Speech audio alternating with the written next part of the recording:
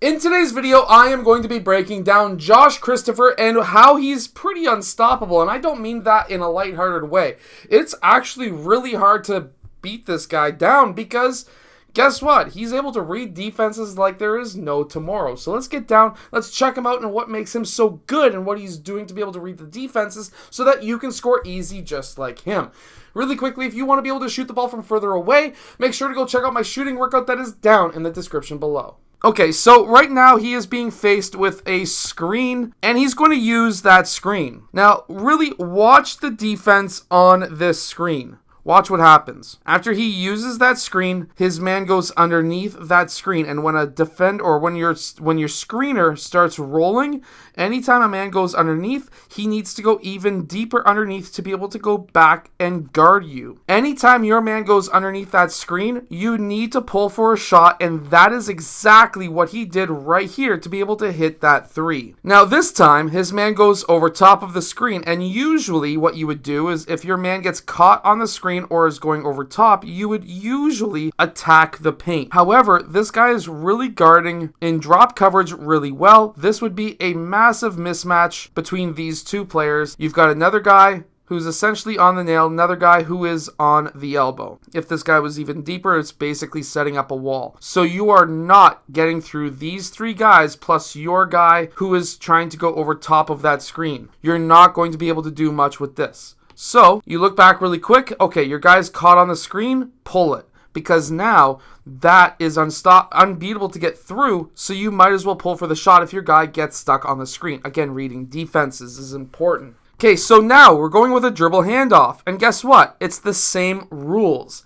If your man goes underneath of that dribble handoff, you need to pull for that three, especially if you're able to shoot the three. And that's exactly what he did right here. Okay, so now they're essentially pushing the ball, not necessarily a fast break, but the other team is trying to get back on defense, but it's not really a mismatch in numbers.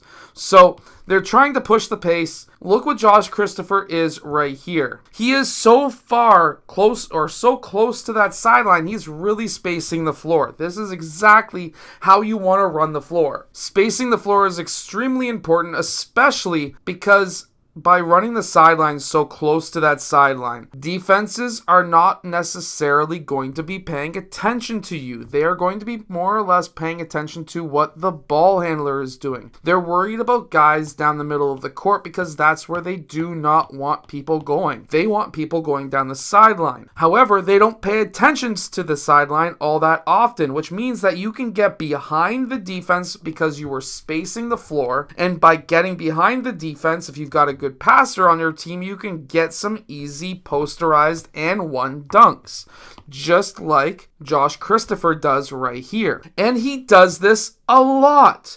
Look at how well he is spacing the floor over here. It's absolutely fantastic. And by spacing the floor, he's able to get himself a corner three. Okay, so he receives a pass here out in the corner, and this is a terrible spot to get the ball, especially with not much time left on the shot clock. So he's kind of stuck. However, what is one thing that he does that a lot of younger kids don't do? A lot of younger kids, when they're in this situation right there, what they will do is they will turn their back and they will face this way because they are afraid of the defender stealing the ball. However, as soon as that happens, you start gathering multiple defenders, and this main defender starts playing you extremely tightly. So how you can mitigate that from happening is exactly what he's doing right here. Jab, keep your chest to the man, keep the ball nice and high away from that defender. You've got 4 seconds left. Now, keeping that ball high. Okay, he lost it for a second, but he got it back. Okay, he lost it again, he got it back. And then he's able to make the shot on the buzzer. However, he didn't actually lose the ball. If he was facing the crowd because he was afraid of his defender, he would have 100% lost the ball, and he would have never been able to get the shot off. So face up your man and look like you are a threat to attack the basket. So what have we learned in this video? We've learned that we need to space the floor. That is extremely important. That allows you to, of course, get behind defenses, beat defenses in different ways, and things like that. In screens and dribble handoffs, if your man goes underneath the screen, pull for the shot. If your man gets stuck on the screen, depending on what the defenders are doing, what other help defenders are doing. If they're creating a wall where you can't attack and your man just got stuck on the screen, you need to pull for that shot. Things like that. Read the defense and react to it. I hope that this video has helped you. If it has, hit that like button and subscribe, and I'll see you guys again in my next video.